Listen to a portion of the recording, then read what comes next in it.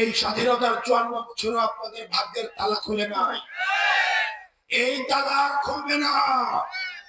এই তালা যেটা আছে, এই তালা খোলার আর সম্ভাবনা নাই। এই তালা একমাত্র খুলতে পারবে আহাদ ভাই এবং আমার ভাই। এই তালা চাবি হারাই গেছে, চাবি নিয়ে উপস্থিত হয়েছে আমার ভাই এবং আহাদ ভাই।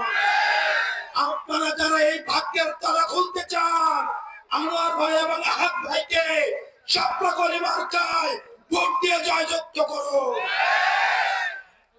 আপনারা হয়তো অনেকেই ভাবছেন এই আমার ভাই 1.5 দশকের বেশি সময় ধরে এই পার্বতীপুরের প্রত্যেকটা বাড়িতে প্রত্যেকটা ঘরে ঘরে উনি গিয়েছেন, উনি প্রত্যেকটা বাড়িতে গিয়েছেন।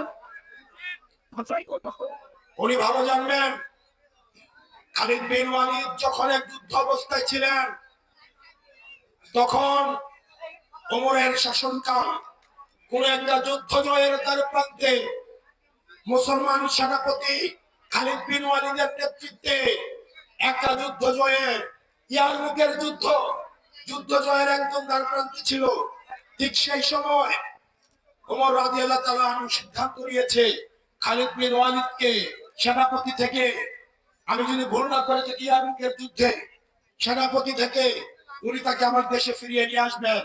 খালিদ বিন ওয়ালিদকে জানানো মাত্রই উনি দুইবার চিন্তা করেন না। ওমর যে সিদ্ধান্ত নিয়েছে এই সিদ্ধান্ত বাস্তবায়নের জন্য উনি সেনাপতির পদ ছেড়ে উনি আমার নিজের এলাকায় চলে এসেছে।